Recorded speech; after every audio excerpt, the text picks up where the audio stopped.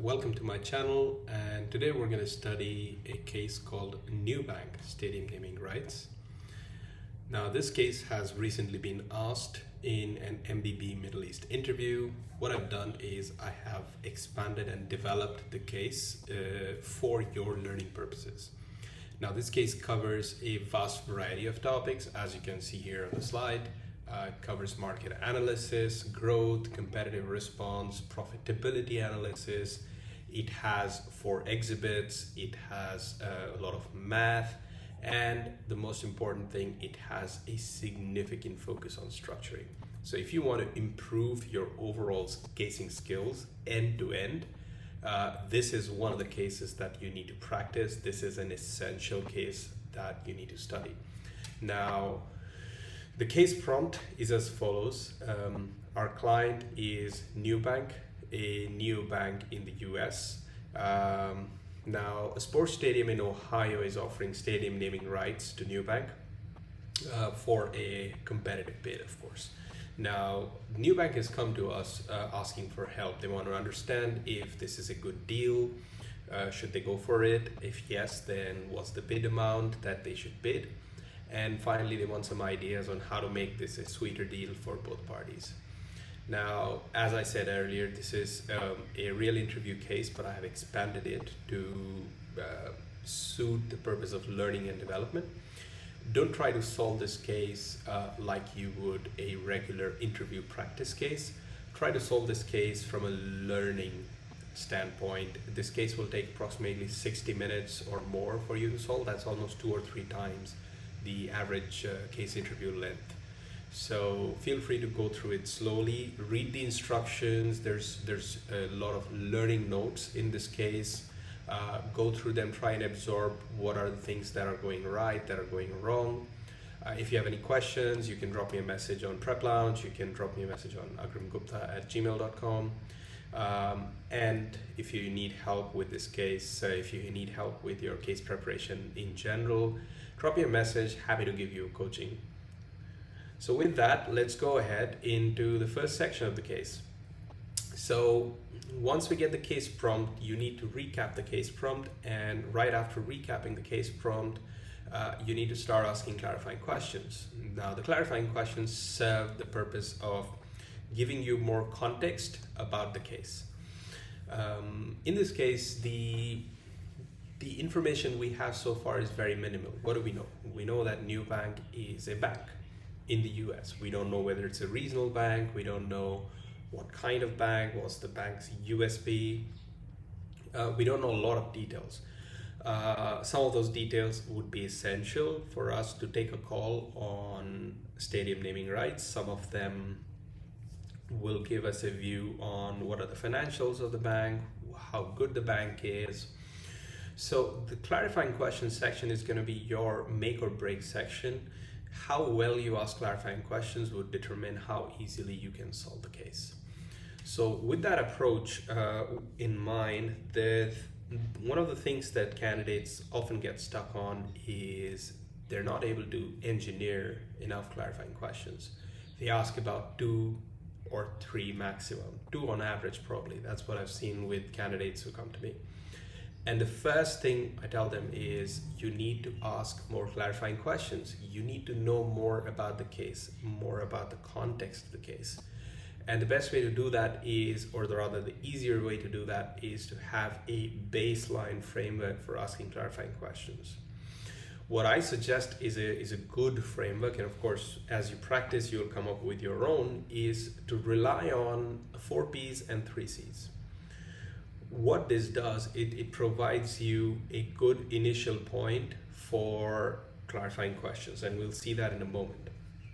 So what I've done here is I've given you a sample set of clarifying questions.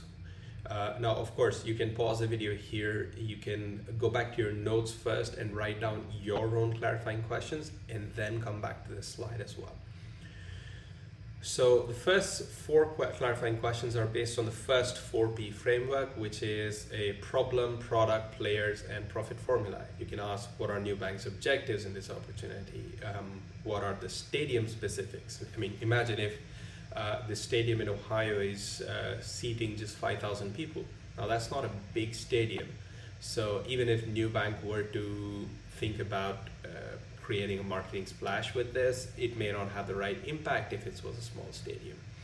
So clearly in this case, if we go through the first clarifying question, what are NeuBank's objectives? The main objective for NeuBank is to enter into the Ohio market. They are currently focused in California and they want to enter the Ohio market, and they see this as a brand development, a customer acquisition, and marketing focused activity.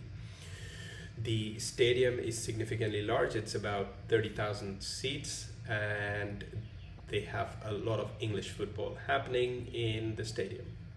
Of course, you want to understand, do you have any competition in the bidding process? And these are kind of confidential deals, so we don't have a lot of information. And you'd want to understand, okay, how does NeuBank currently acquire more customers? What are NeuBank's current marketing activities, current marketing budget? And in this case, we get to know that NeuBank is a neobank, which is an all digital, no office kind of system, which is targeted more towards new age people. And as a result, the marketing activities are along those lines as well. Social media, digital channels, and so on. The next set of clarifying questions you can ask is around the other 4P, which is product, price, promotion, and place. You can ask, what exactly are NeuBank's products? Maybe NeuBank would turn out to be a B2B bank. No point in doing naming rights then, right? Unless you want to launch a retail section to your bank for retail visibility. We want to understand what are the other naming rights bids that we have seen in the recent history, so that we get a baseline. Okay, what's the typical amount that companies usually bid for naming rights? Third section is around promotion, which is in a way a duplication or redundancy of a similar question that we had on the previous slide, but it's just coming out from a different perspective. Is how does NeuBank currently promote itself? And the fourth one, which gets answered in the fifth question here as well, is NeuBank regionally focused? Where is NeuBank currently? What's the place? And we know that the bank currently is centered in California. Third item is 3 C's. Now we can ask about NeuBank. What is NeuBank's current position in the market? We can ask where all it is involved. We come to know that it's a reasonably big bank in California, so we can assume that it has decent credibility, decent brand image. So it has the right merit to enter a new market through stadium naming rights. Then we'd want to understand maybe so let's say this bank targets new age customers, and let's say you're trying to brand a museum, I don't know, just an example, or you're trying to brand a place where the average age of incoming people is more than 45. Now that's going to have a discord in terms of the audience age and the customer age. However, in this case, we see this is a football stadium, so the average age of people is a mixed bag, and therefore it's not really a clarity. There's not really any clarity, or there's not really any understanding of how the stadium would fit super well or not. We can just say it'll fit because you'll have a mixed bag, so you'll have a big chunk of customers of the age group or demographics that NeuBank doesn't serve, but you'll also have a reasonable number of customers that NeuBank does serve.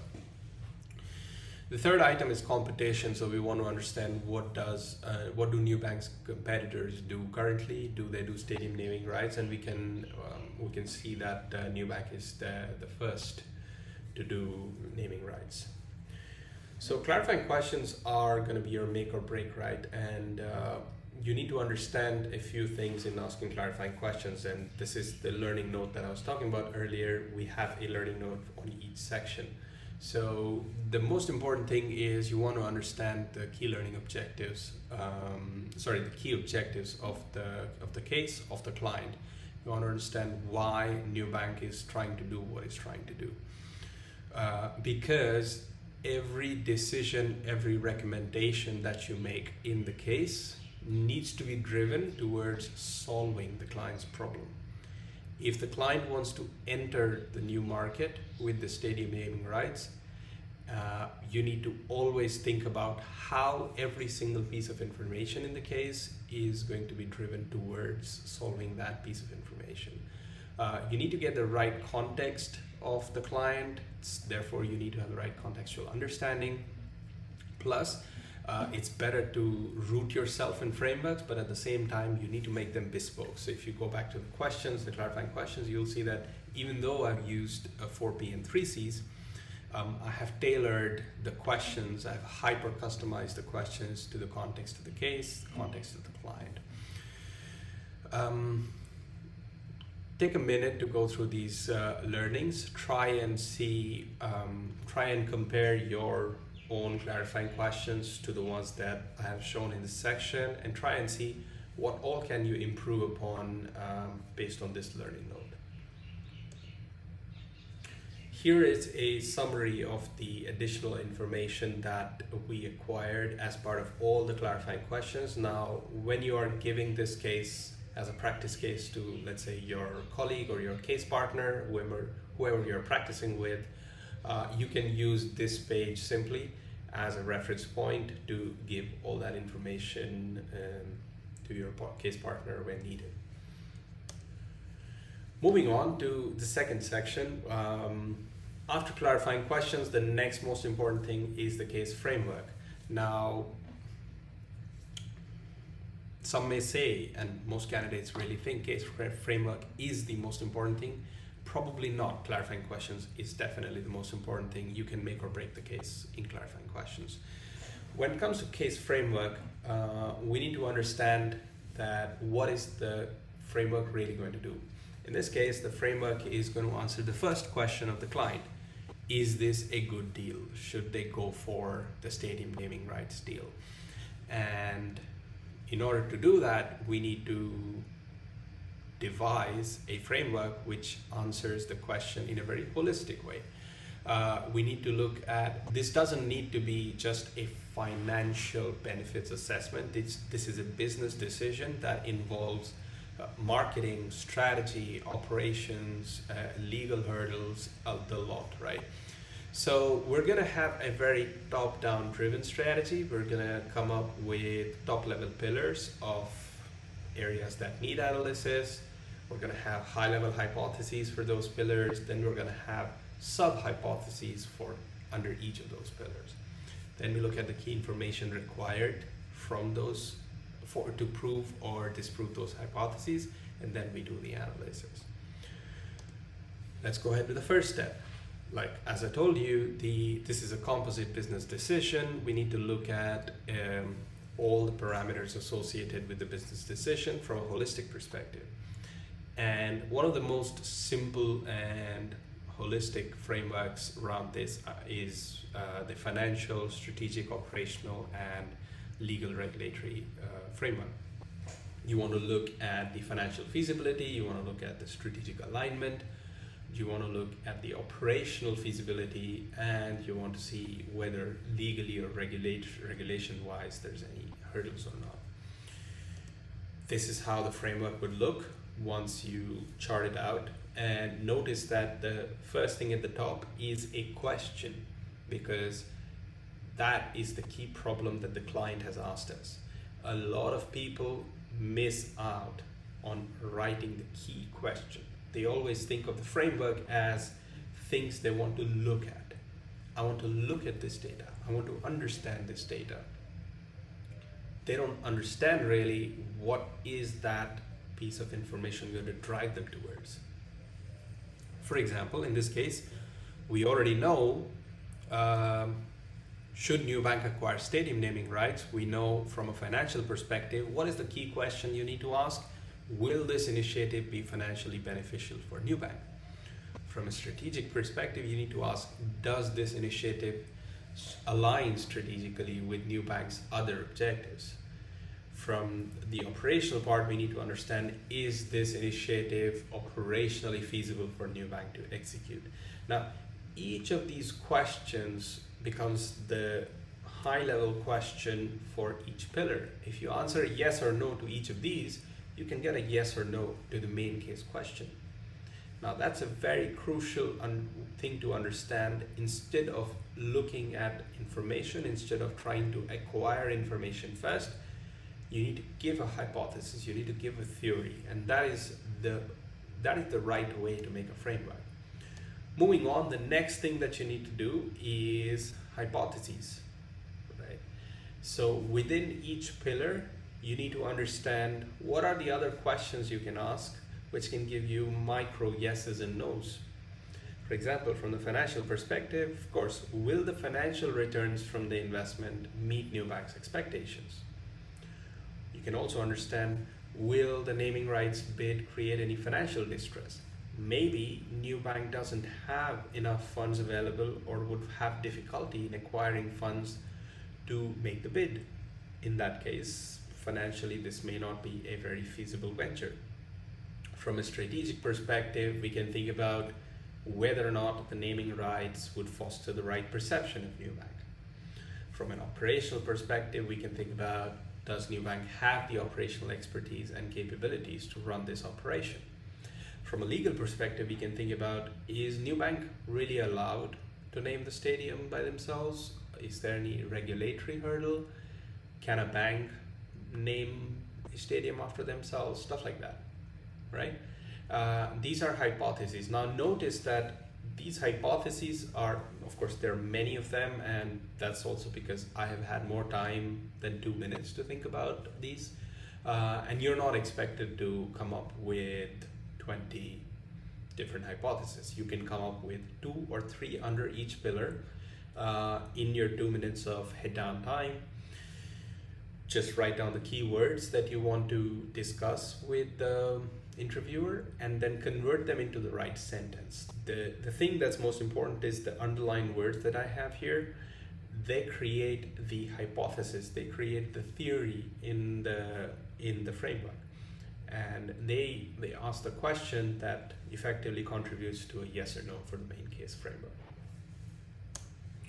Now, the next thing you want to understand is the learning note around this. The one thing that I stressed on, the hypothesis style, if you focus your framework or focus the telling part of your framework in that hypothesis fashion, you'll notice that you'll go through the framework much more quickly. You will be able to articulate the framework a lot better to the interviewer, and the interviewer can understand your framework a lot easier. So try and practice the approach that I've suggested for hypothesis generation. Moving on, the next thing that candidates find difficult is to ask for exhibits. Some people might just ask, okay, do we have any financial information? Do we have any benefits analysis? Now, they ask for random data points because they don't know what they're going to do with those data points. Now, if you go back to the hypotheses that we had in the previous slide, what you need to do is you need to think of each hypothesis and think, what is the piece of information I need to validate or invalidate this hypothesis? And you simply ask for that information. With that perspective, this is a list of pieces of information that you may need, right? This is just a reference point. The right way to do this is, once you tell your framework to the interviewer, simply ask for the information that is going to solve the most pertinent hypothesis that you have in your framework. For example, one of the key hypothesis of the framework is going to be around, will the financial returns from the naming rights investment meet NeuBank's expectations? So you can ask, okay, have we projected what are the typical benefits that we will get from this deal, and what are our current financials? And what that will do is that will give you incremental customers, incremental revenue, incremental profit, investment payback period, IRRs, and NPVs, right? Simple enough. Hope so. The key is to practice this for all the cases that you do. look at some past cases that you have done where you've had difficulty in asking for the right framework. Come back to this case, try and see from the learning note here, try and see how you can improve your framework development skills. Now, as I've said earlier, some of the key learnings on framework development include being very hyper-focused on hypothesis, being hyper-focused on the key case question, and trying to translate your hypothesis into data requests or information requests. The next section is evaluation of the opportunity for stadium naming rights. Of course, we have done the framework so far, and different hypotheses of the framework can lead to different exhibits. What we're going to do is we're going to go through 4 exhibits, and we're going to understand how to read those exhibits and what can be gathered from those exhibits. Now, of course, when you do this case as a practice with a case partner, you can give them the respective exhibit as it comes in the next few slides when the candidate asks for it. For this purpose of a solo viewing session that you're probably doing right now, simply go through the next few slides with me to understand what's the best way to read an exhibit. So the first exhibit that we have here is stadium naming rights, and this exhibit talks about different deals that have happened in the past, the bid sizes, etc. And what I've done here is I've got a model answer guide. Now, when you are faced with an exhibit, the first thing that you need to do is provide a level 1 explanation. Now, in this case, the level 1 explanation is going to be talking about what this exhibit does. This exhibit displays key metrics of the past naming rights deals. Gives us a sense of the total deal size. And then we can talk about, let's say, the annualized column. We can say, it seems like the bid divided by the duration. Now, at this point, you can ask the interviewer, does this mean that the entire bid amount is paid up front, or is it paid annually? Now, in this case, the bid amount is paid up front. The second layer of interpretation that you need to do in the exhibits is around inferences. What can you infer from this exhibit? What you can infer is that the typical ranges from $10 to $25 million a year. The typical duration ranges from 10 to 20 years. What you can also see is that football seems to have a higher annual bid compared to other sports, which means that our bid for this football stadium in Ohio would probably be higher than, let's say, baseball, basketball bids. And the third and most important level of interpretation from the exhibit is the implications. How does this information help answer the case question? Now, in this case, we can say that since the annual range of payments seems coherent in the 10 to 25 bracket, NeuBank could assume a similar range. And while this is the first time NeuBank is doing this, perhaps we could think of the lower set of durations that we see in the market, around 10 years, which could give us a bit of cover on how, if we want to, let's say, pull the plug after 10 years, and that's easier than pulling the plug on a 20-year deal. Now, what you can do is you can either go through each of these level 1, level 2, level 3 interpretations step by step, or you can come up with a composite answer once you are practiced enough, as you can see on the left bottom side. And what this will do is this will give the interviewer confidence and understanding that you're reading the exhibit in the right way. You're extracting the right pieces of information, the right pieces of trends, and you are successfully connecting the data with the case problem. That's the most important thing, and that's the thing that most candidates miss out on. The next exhibit is around NeuBank's financials. Now, what I'd want you to do is, based on what we did in exhibit 1, I want you to pause for a moment, write down your own interpretation, and then come back to this slide. The first level of understanding is basic observation. Clearly, this exhibit shows high-level view of NeuBank's financial performance. The revenue ranges between X and Y. The profit ranges between A and B. Level 2, inferences. We can clearly say that, oh, the revenue has grown about 80%. It's gone from 1 billion to 1.8 billion in 5 years, and that's a significant amount of growth. It's grown, both revenue and profit have grown about 15 to 20% a year in the last 5 years. And the profit margin has increased in percentage terms over time, and that indicates a healthy business model. Now, coming to implications, what's the most important thing to talk about? A, NeuBank has had consistent growth. B, the stadium naming rights deal can be a good way for NeuBank.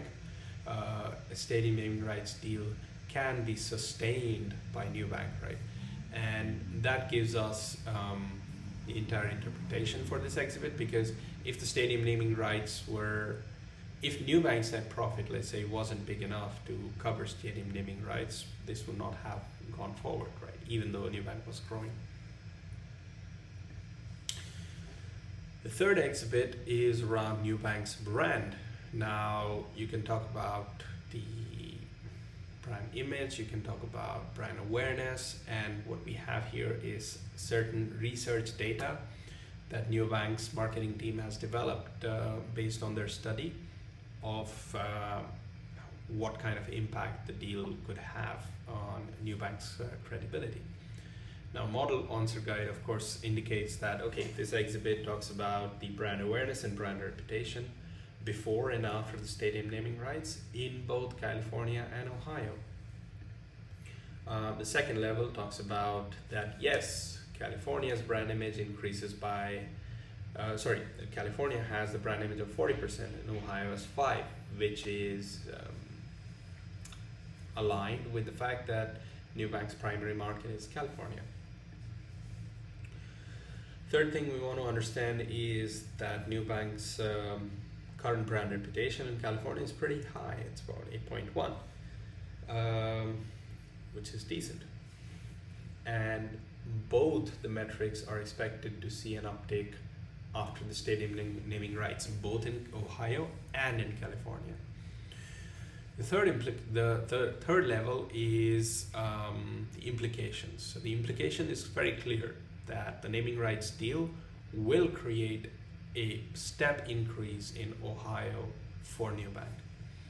And with the step increase in Ohio, there's going to be a fallover benefit in California as well. So this is the composite answer that you can think about. Fourth exhibit is the impact of naming rights. What we see here, the first one is this exhibit outlines the current and the predicted impact for NeuBank. We can see customers in California and Ohio. You can see deposits, revenue, profit. Now this profit that we see here for 23 is 180 million. It's aligned with the second exhibit that we saw. And we also see that with the naming rights in 2024, NeuBank is expected to get additional $5 million of revenue from stadium activities, which leads to certain implications that the positive impact on key financial metrics, key customers, is quite beneficial and presents a profitable investment opportunity for NeuBank. Very simple. Now, once you're done with your entire set of exhibits during a case, the next thing you need to do is gather all that information, link it to your framework, and come up with an evaluation of this opportunity. On the left side, what I've done is I've given you a model solution for framework-based evaluation. I have connected each pillar from our framework, financial, strategic, operational, legal, with the exhibits or the other pieces of information that we have seen so far. On the right side, you have a condensed monolithic version of the same thing. I recommend you to pause the video here, read through these explanations as model answers and try and better them through your own notes. And let me know if you find a nicer way to say them aloud. Just drop them in the comments. Now, key learnings for exhibits, of course, you need to be good at interpreting the data. You can't make any mistakes in that, of course. The next thing is you need to look at the interpretation as a layered activity. Layer 1, layer 2, layer 3. And all the interpretation that you're doing needs to be connected to the case problem. If NeuBank was not growing so fast, perhaps it would not have presented a positive beneficial opportunity, because NeuBank may not have could have entered financial distress by bidding for the deal, say for example. If the naming rights in Ohio are not going to have an additional follower impact in California, maybe that may not have added additional sweetening to the deal regardless. So connecting different parts of the case and the framework with the information available is extremely important. And one of the other key things I want to stress here is how you can connect each exhibit to your original framework, and we clearly saw that in the previous slide. Now, once we've evaluated that this is a good deal to go ahead with, we need to analyze the bid, we need to estimate the bid. Now, this is a financial exercise, so we need to understand the financial benefits and downsides. We need to identify the various analysis approaches, and we need to select an appropriate one. Now, in this case, the financial benefits, of course, include increased customers, increased rate deposits, increased revenue. We've seen in Exhibit 4 previously. And the costs include the cost of bidding, if there's any annual sponsorship amount, which in this case probably is not, and the risk of the success not materializing. So in terms of analysis approaches, we generally hear of three. We hear of payback, IRR, and NPV. Now, payback is a very popular approach to evaluate investments.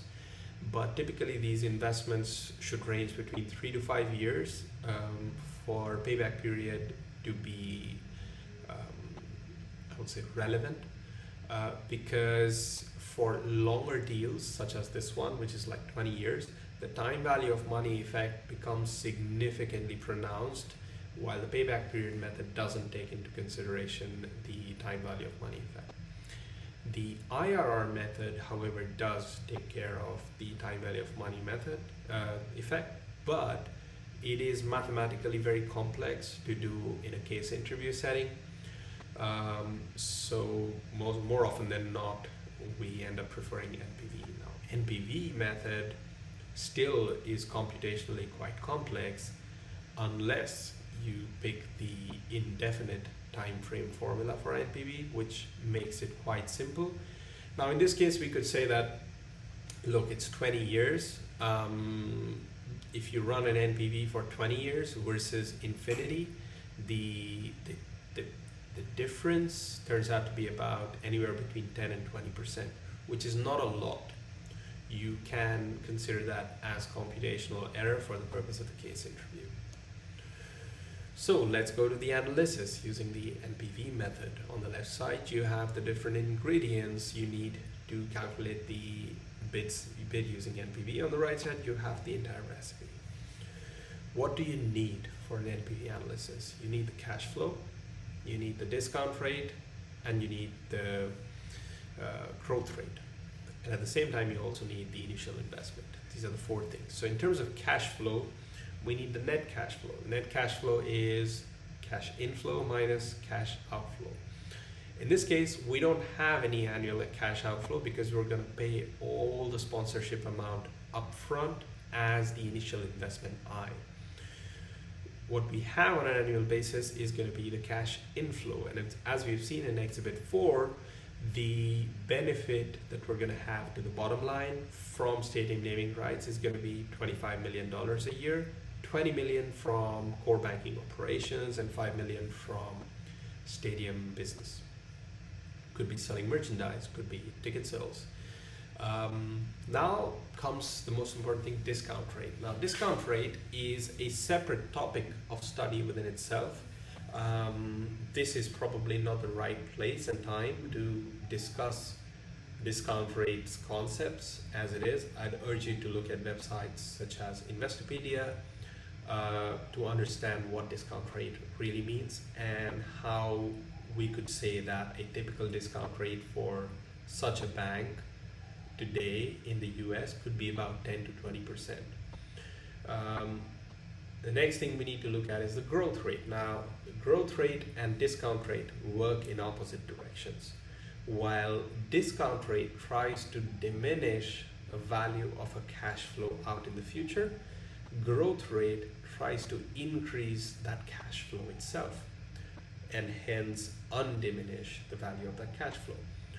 So what we have seen in the last 5 years for NeuBank is that the growth rate has been 15 to 20%. Now this growth may not be super sustainable for the next 20 years as a stretch, so we can take a slightly tapered value, we can take a 5 to 10% growth rate. Let's look at the formula on the right side. NPV is equal to C upon D minus G minus I. What that means is the net present value of an investment is equal to the present value of all future cash flows minus the initial investment. Now, the bare minimum value of NPV that suffices for a project is 0. If an NPV is less than 0, then that particular investment is giving you less over the entire course of the future compared to what you've put in today. If the NPV is more than 0, then throughout the investment, you're getting more back compared to your initial investment. However, the maximum investment amount would be when NPV is 0, conversely. So what we're going to do here is we're going to assume NPV as 0 and we're going to see what the investment amount comes out to be. So we get the formula I is equal to C upon D minus G. Now with this, we know C, 25 million, and we know D and G, but we have ranges. So what we can do is we can combine the ranges and we can come up with a range for the investment number as well. For example, one of the things that we've done here is we have assumed a discount rate of 15% and a growth rate of 10%. That gives us a upper end of the stadium naming rights bid value of $500 million. And if you consider the opposite, if you consider a 20% discount rate and a 5% growth rate, you get a lower value of about 167 million. If you consider something in the middle, you get a value of about 333. Now, we need to note that these values are aligned or in the same range as the naming rights that we have seen in Exhibit 1 by other companies. The next thing we need to do is non-financial analysis. We need to look at the various non-financial intangible items such as brand visibility, goodwill, the ability to collect different data and insights from customers, and any cross-selling opportunities that we may have which might lend additional benefit to NeuBank. Now, some of this benefit could be quantifiable, may be quantifiable. Some of these benefits may not be quantifiable and it'll probably just sit on top as just a cherry on the cake. What you want really is to combine the financial and the non-financial items and see if this bid presents a good value proposition or not. And that's where you come to the bid recommendation. You need to combine all the information from step 3 and 4 and come up with a comprehensive recommendation with risks and next steps.